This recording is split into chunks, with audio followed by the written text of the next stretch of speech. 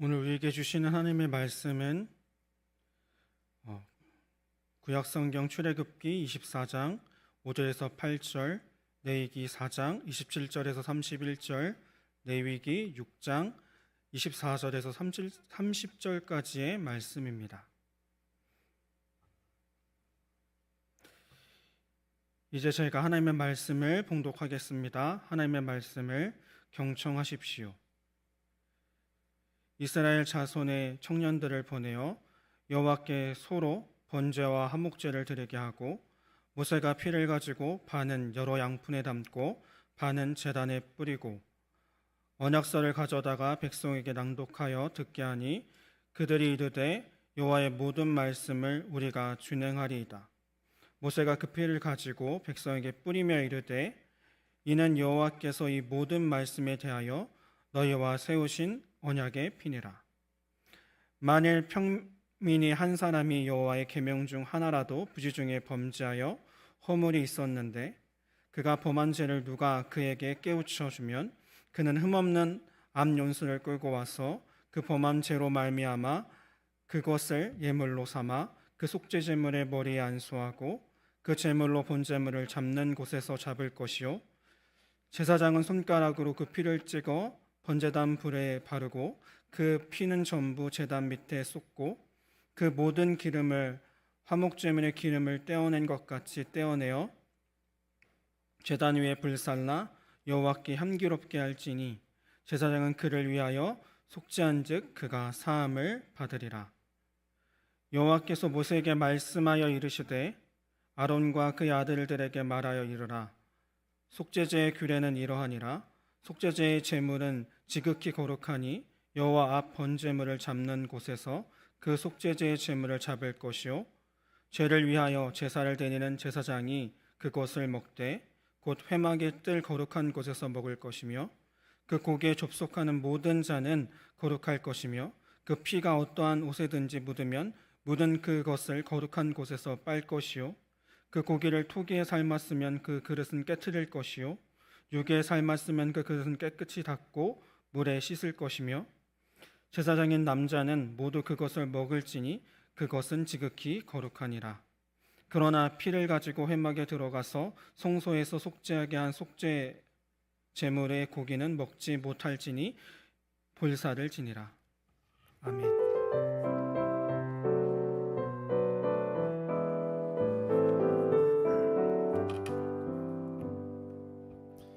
참 좋으신 주님의 평강이 사부 예배를 드리시는 모든 분에게 함께 하시기를 소망합니다. 의무에 대해서 어떻게 생각을 하십니까? 우리가 의무로 해야 하는 것은 뭐가 있을까요? 우리 대한민국 국민에게는 5가지의 의무가 있습니다.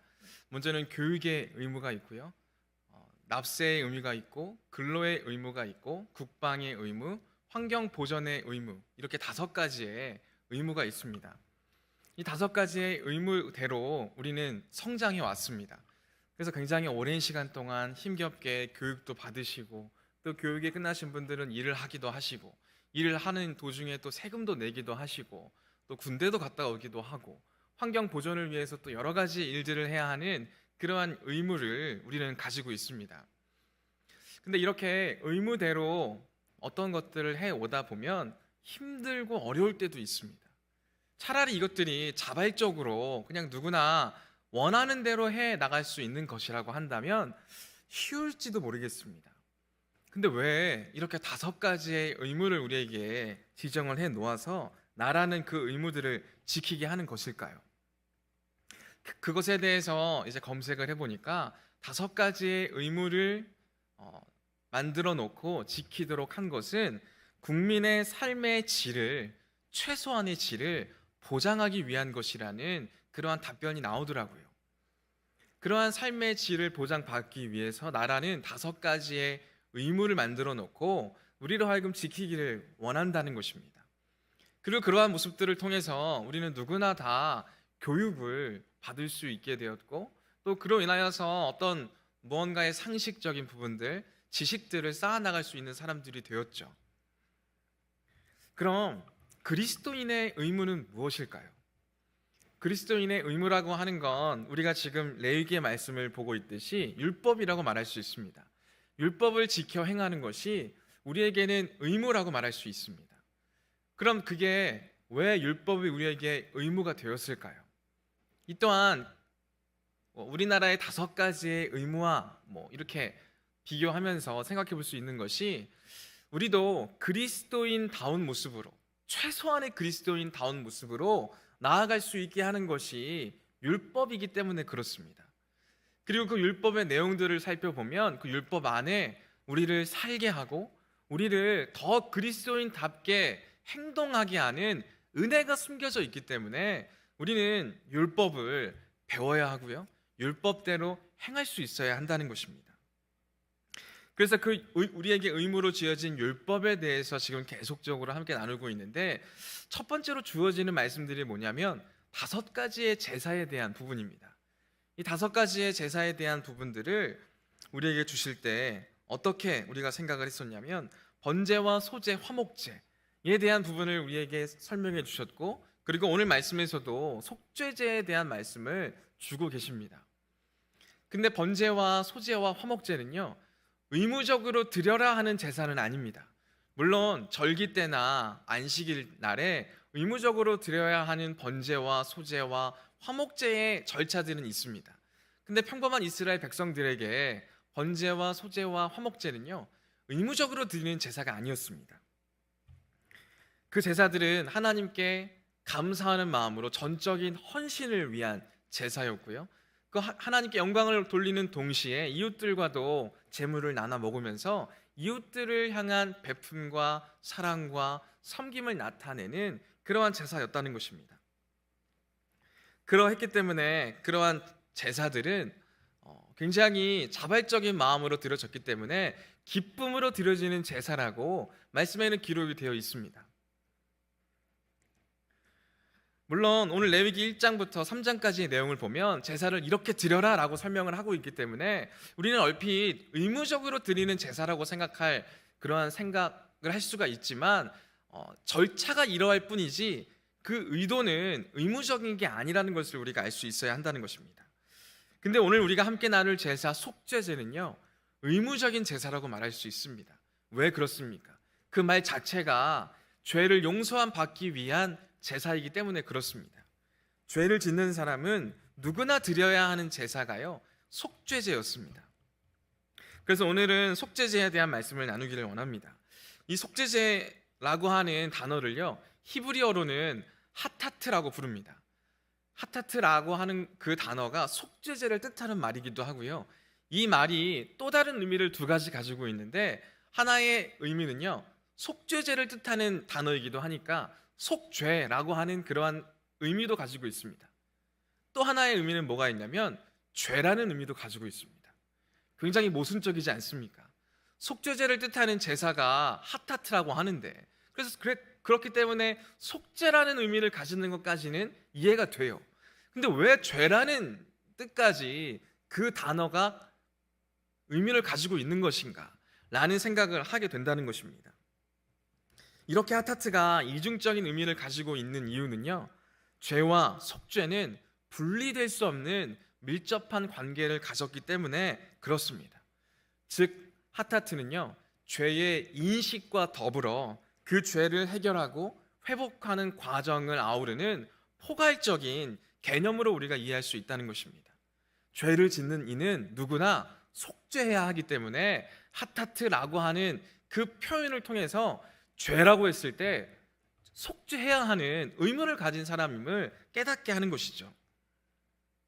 그래서 레위기 4장부터 속죄제에 대한 말씀을 쭉 기록하고 있습니다. 근데 이전에 1장부터 3장까지 나타난 번제와 소제와 화목제에 대한 설명과는 조금은 다릅니다. 1장부터 3장까지 번제, 소제, 화목제는요, 제가 계속 말씀을 해드렸지만 굉장히 불친절하게 설명하고 있다고 말씀을 드렸어요. 번제가 뭔지, 소제가 뭔지, 화목제가 뭔지 알려주지 않아요. 알려주지 않고 번제를 드리려고 하는 사람은 제물로 소를 드릴 거면 이렇게 드려라, 양을 드릴 거면 이렇게 드려라, 비둘기를 드릴 거면 이렇게 드려라, 그냥 제물에 따른 방법만을 제시하고 있습니다. 근데 오늘 속죄제는요, 친절하게 설명하고 있어요. 어떻게 설명을 하고 있냐면 속죄제, 죄를 짓는 사람은 누구라도 이 속죄제를 드려야 하는데 라고부터 시작을 하는 거예요. 속죄제에 대한 정의부터 내리고 시작하는 거예요. 누구든지 하나님의 계명을 어겼으면 속죄제를 드려야 한다는 거예요. 근데 그 방법, 어떤 과정인지도 상세하게 설명을 해놓고 있습니다. 먼저 죄를 지은 사람이 제사장이면 이렇게 드려라. 그 죄를 지은 대상이 이스라엘 온 회중이면 제사를 이렇게 드려라. 그 죄를 지은 사람이 어느 한 가문의 리더면, 가장이면 이렇게 드려라. 평범한 이스라엘 백성이면 이렇게 드려라. 신분에 따라서 속죄제를 드리는 방법들을 제시하고 있다는 거예요. 이전에는 이게 기록되어 있지 않았어요. 그리고 또 어떤 말씀이 덧붙여지냐면 평범한 이스라엘 백성들은 암양이나 암염소로 제물을 드려야 하는데 그걸 준비할 수 있는 여력이 안 되면 비둘기를 드려라. 비둘기도 안 되면 밀가루를 드려라. 이러한 내용들은 번제에 대한 말씀을 설명을 드릴 때 설명을 해드렸어요. 근데 이게요, 번제와 소제와 화목제에 대한 내용을 설명할 때는 이러한 설명이 덧붙여져 있지 않아요. 우리가 알아서 해석해야 되는 거예요. 야, 그럼 누가 소를 드리고 누가 염소를 드리고 누가 밀가루를 드리고 누가 비둘기를 드리는가? 아, 이건 제물의 형편에 따라 그런 거구나. 우리가 유추해내야 되는 거예요. 근데 속죄제에 대한 설명은요, 다 하나하나 상세하게 설명하고 있다는 거예요. 제사장이야? 이렇게 드려. 아, 족장이야? 이렇게 드려. 아, 평범한 이스라엘 백성인데 재산이 별로 없어? 그럼 비둘기를 드려. 이러한 절차들이 상세하게 설명되어 있다는 거예요. 왜 이렇게까지 상세하게 설명하고 있을까요? 먼저는요, 이 제사는 의무적인 제사였기 때문이에요. 두 번째는요, 속죄제는 반드시 드려야 하는 제사이기 때문이에요. 다른 말로 죄는 반드시 해결되어야 하기 때문에 그렇다는 것이죠. 그것이 신분에 따라서 드리고 드리지 않거나 할 수 없고요, 재물이 많거나 적고에 따라서 드리고 드리지 않아서 그래서는 안 된다는 것을 분명하게 보여준다는 거죠. 우리도 그러한 경우들이 있을 거예요. 뭔가 책임자가 있다고 칩시다. 책임자가 있으면요, 우리가 무언가를 잘못해도 그 책임자가 책임을 지는 경우들이 있잖아요. 그렇게 되면 그 책임지는 사람이 있으니까 우리는 조금 더 자유로울 때가 있다는 거예요. 근데 속죄제를 드리는 모든 대상은요, 거기로부터 자유로울 수 없다는 거예요. 너희들을 이끄는 종교 지도자가 너희를 잘못 가르쳤어도 너희들이 지은 죄는 너희가 해결해야 한다는 거예요. 재물이 없어서, 내가 아직은 뭘 배운 게 없어서 이유가 되지 않는 거예요. 죄를 짓는 그 누구나 그 죄에 대해서 해결할 수 있는 방법과 절차를 분명하게 알려주고 있다는 것입니다. 그래서 그러한 의도를 가지고 있다는 것을 알고요, 각각을 살펴봐야 합니다. 제사장과 온 회중을 위한 속죄제일 때는요, 수컷 소를 드렸습니다. 그리고 이스라엘의 가문의 가장들, 그들이 죄를 지었을 때는요, 수컷 염소를 제물로 드렸습니다. 평범한 이스라엘 백성들은 암양이나 암염소를 드렸습니다. 근데 그것도 이제 제대로 낼 수 없는 사람들은 비둘기를, 집 비둘기 새끼 2마리나 산에서 잡아온 비둘기 2마리를 제물로 드렸습니다. 그조차도 안 되는 사람들은요, 밀가루 10분의 1 에바, 작은 양입니다. 그 양을 속죄 제물로 드렸습니다. 그렇게 드릴 수 있게 한 거죠. 그럼 그러한 제물을 가지고 속죄제를 어떻게 드릴까요? 그 형식에 대해서도 레위기 4장에서 쭉 이야기를 하고 있습니다. 속죄제를 드리기에 앞서서 속죄제를 드리려면 어떠한 모습이 있어야 합니까?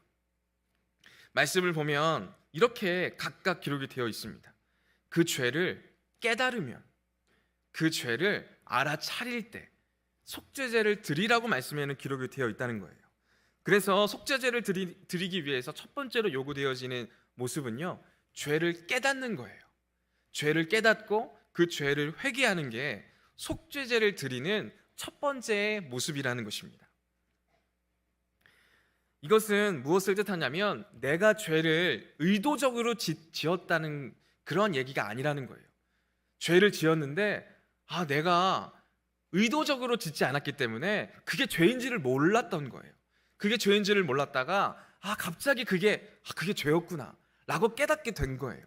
그리고 어느 누군가가 야, 너 그렇게 하는 거 죄야 라고 말했을 때 내가 죄를 지었구나, 그 깨닫는 모습에서부터 속죄제를 드릴 수 있는 첫 번째 모습이 준비가 되어진다는 거죠.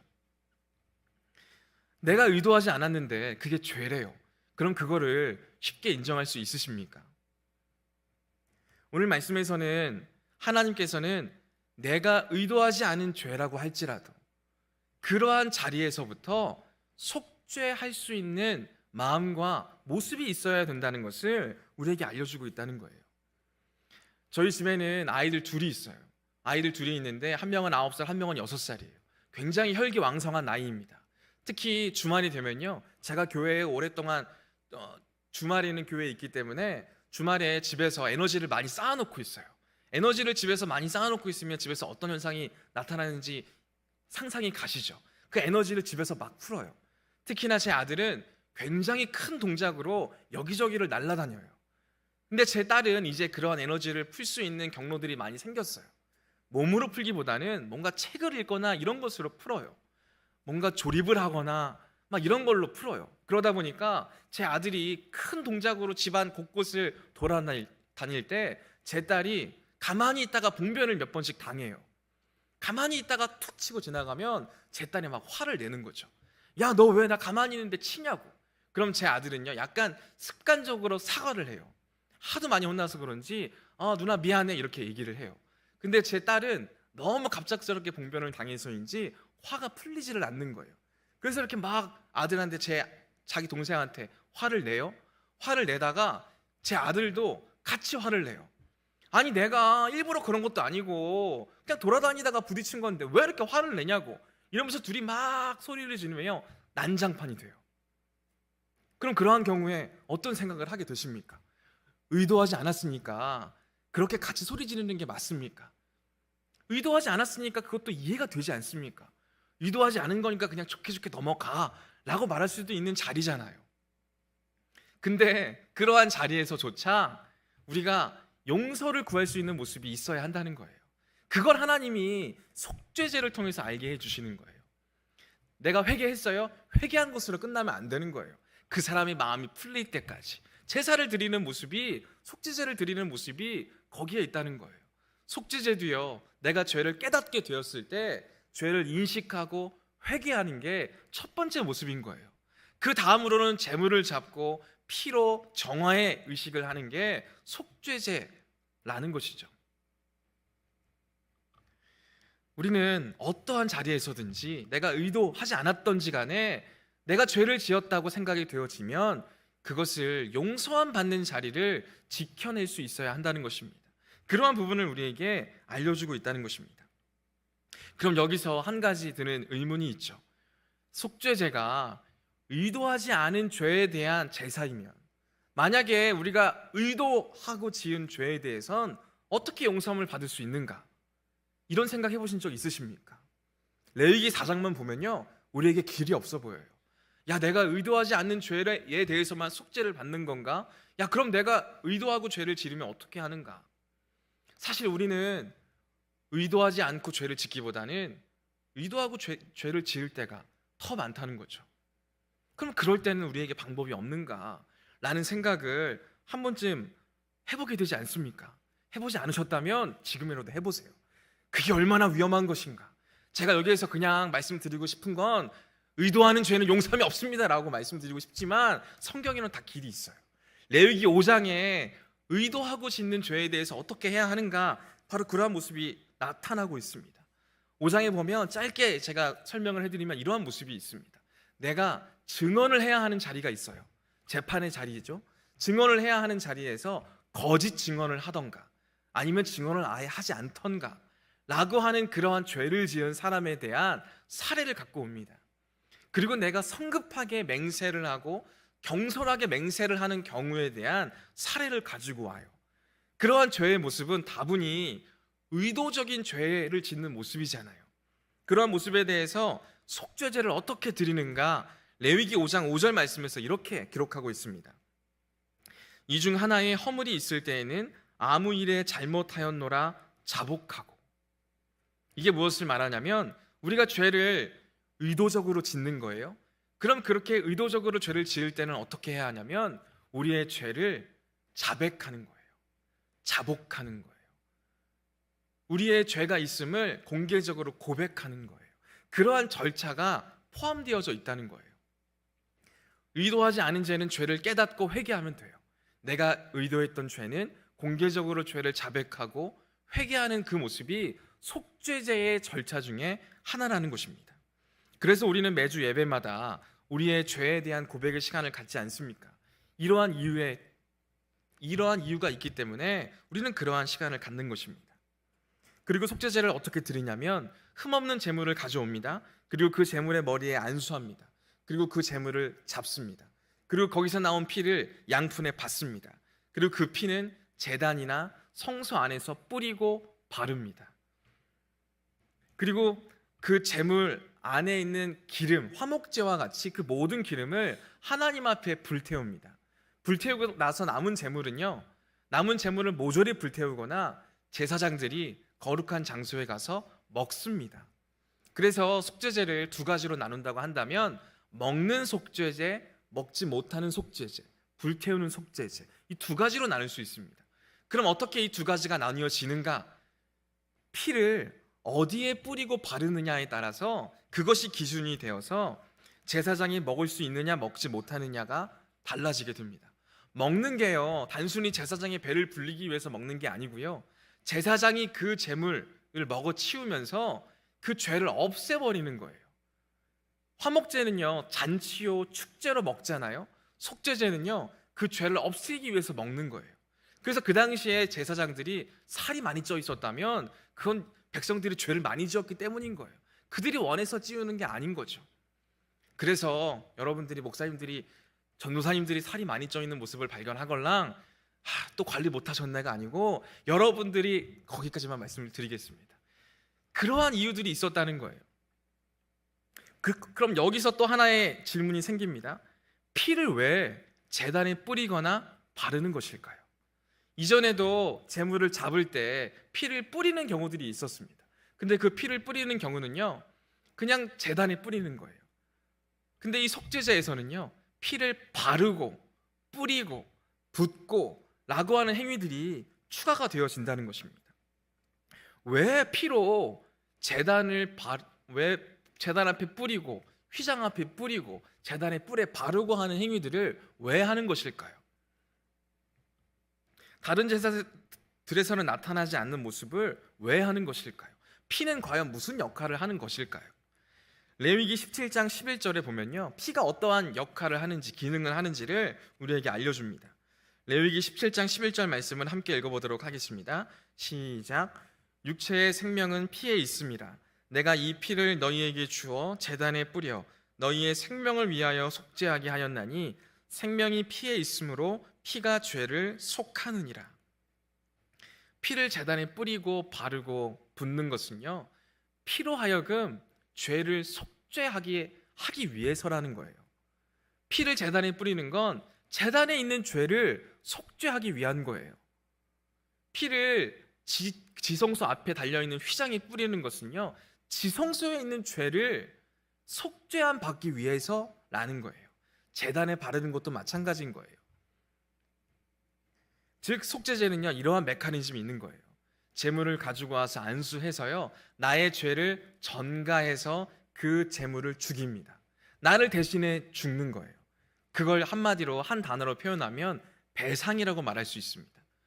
그리고 그 제물에서 나온 피로 성소를, 제단을 깨끗하게 합니다. 즉 정화의 절차를 갖습니다.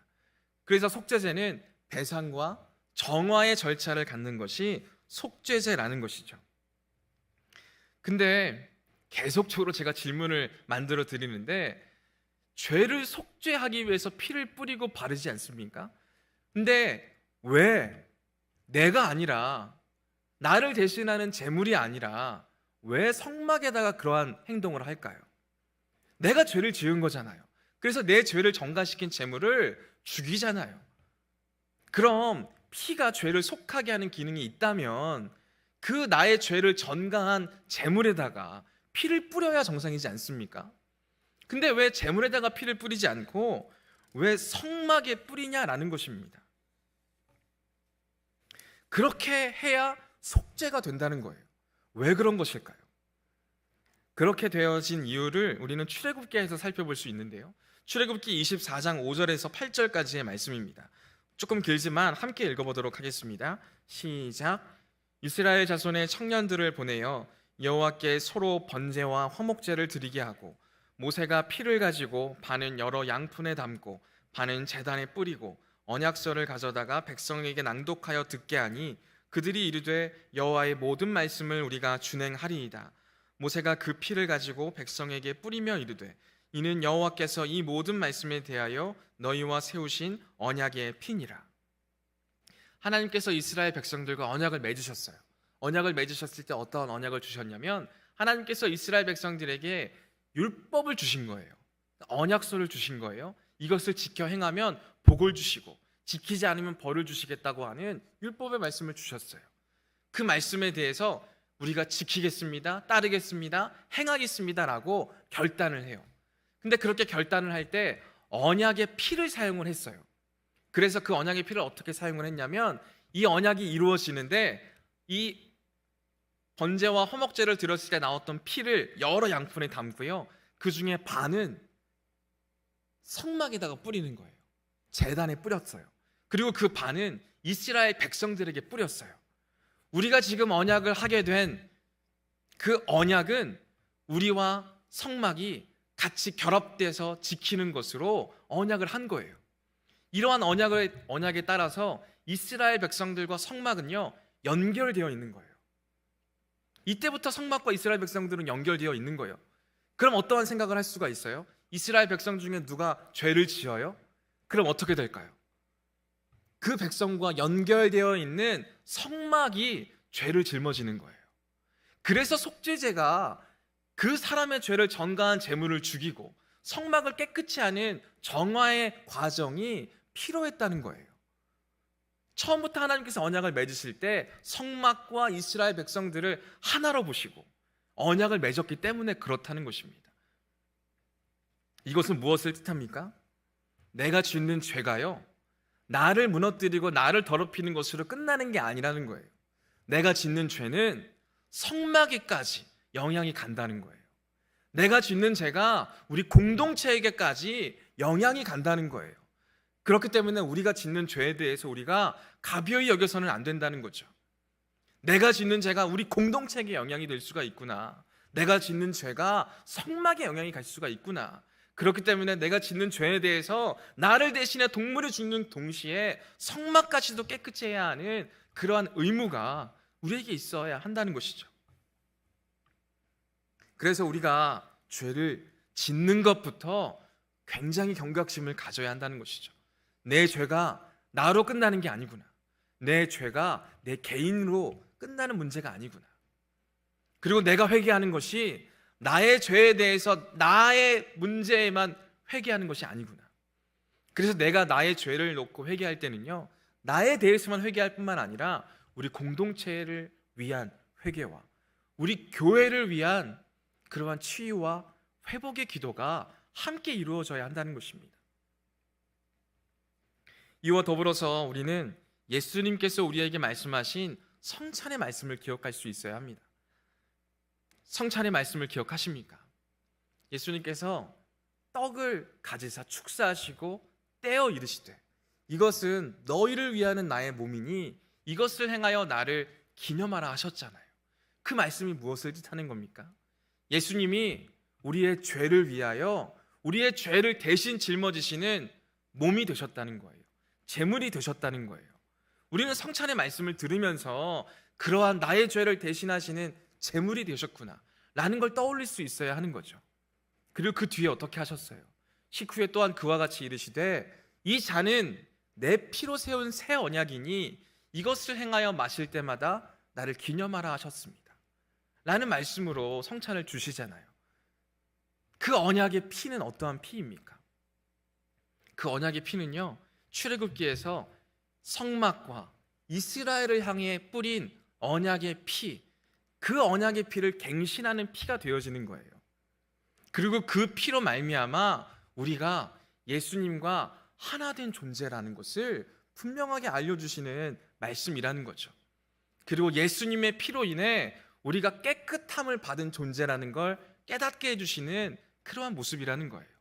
그렇기 때문에 성찬의 말씀은요, 우리에게 속죄제의 배상과 정화의 개념을 떠올릴 수 있게 하는 그러한 모습이 되어지는 것입니다. 그래서 예수님의 피로 우리는 예수님과 더 깊이 연결된 사람이 되었습니다. 또한 예수님의 피로 인해서 우리는요, 우리 공동체, 예수님을 주님으로 고백하는 우리 교회와 더없이 깊이 연결된 존재들이 되었습니다. 예수님께서 교회를 예수님을 믿는 우리의 모임으로 말씀해 주시기도 하셨지만, 예수님께서는 교회를 자기 자신이라고도 말씀하셨습니다. 요한복음 2장 21절 말씀입니다. 그러나 예수는 성전된 자기 육체를 가리켜 말씀하신 것이라.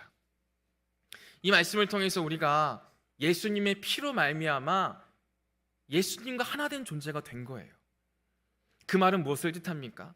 우리가 지은 죄에 대해서 우리가 예수님에게도 죄를 전가시키는 모습이 되어진다는 거예요. 하지만 예수님께서는 자신의 몸을 영원한 희생 제물을 드리셔서 우리의 죄를 없애주셨어요. 근데 우리가 예수님과 깊이 연결되어 있다는 사실이 우리에게 은혜가 되는 것이 무엇입니까? 우리는 죄를 전가시켰어요. 근데 우리가 깨끗함을 받기 위해서는요, 우리의 힘으로는 할 수가 없어요. 예수님의 피로 우리가 깨끗함을 받을 수 있다는 거예요.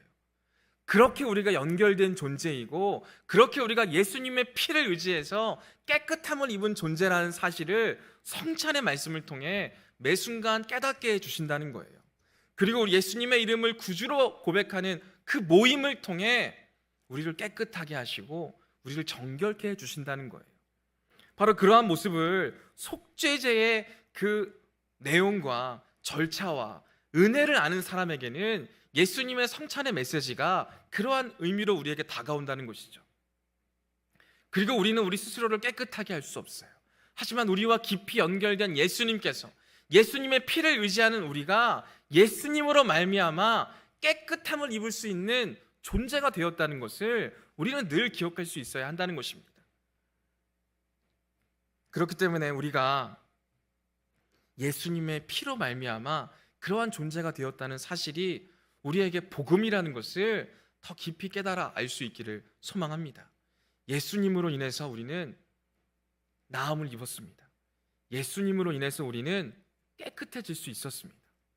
그리고 우리는 그러한 존재이기 때문에 죄에 대해서 더 이상 쉽게 우리의 마음을 내어줘서도 안 되고요, 죄에 대해서 우리의 생각을 빼앗겨서도 안 되고요, 죄를 통해서 어떠한 결과가 나타나는지에 대한 모습들을 말씀을 통해서 확인하고, 또 우리가 죄를 지을 수 있는 그 자리에서 우리가 예수님으로 인해 깨끗함을 받고 용서함을 받을 수 있는 존재이기에 다시금 예수님 앞에 우리의 죄를 고백하고 예수님으로 말미암아 용서함 받을 수 있는 존재라는 사실을 늘 깨닫고 예수님 안에 거하기를 소망하고 그것을 기쁨으로 여길 수 있기를 바랍니다.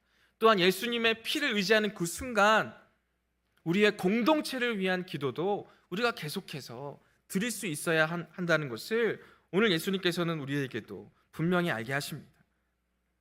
그런 우리가 이전에 속죄제를 드릴 수는 없지만 예수님으로 말미암아, 예수의 피로 말미암아 기도하며 용서받을 수 있게 되었습니다.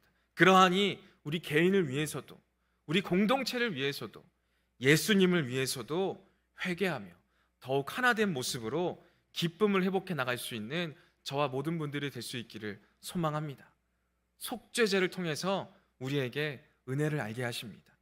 예수의 피로 우리가 얼마나 큰 은혜를 받은 존재라는 걸 다시금 깨닫게 하십니다.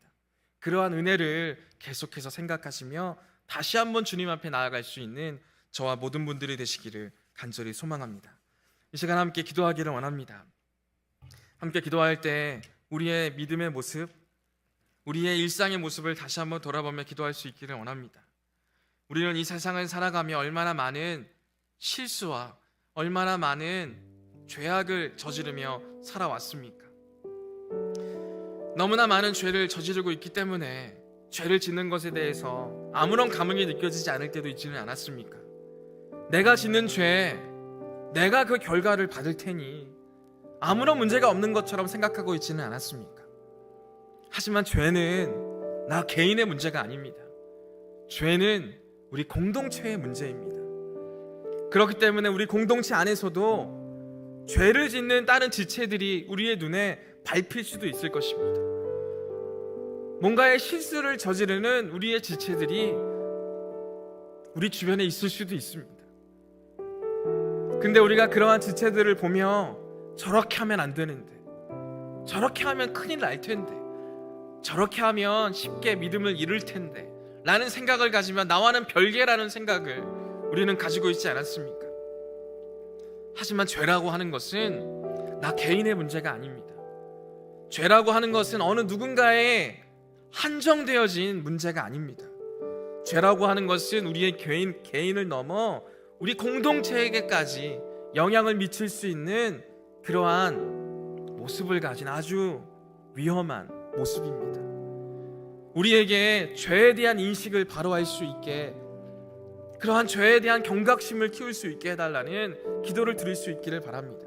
또한 그 죄가 개인에 한정되어 있지 않기에 그 죄를 짓는 지체가 있다면 그 지체를 위해 기도하고, 또한 우리가 짓는 죄에 대해서도 우리 공동체의 회복과 치유를 위해서 기도할 수 있는 우리 모두가 될 수 있게 해달라고 기도하기를 원합니다. 예수님부터가 바로 그러한 기도와 그러한 사역과 그러한 헌신을 우리에게 보여주셨습니다.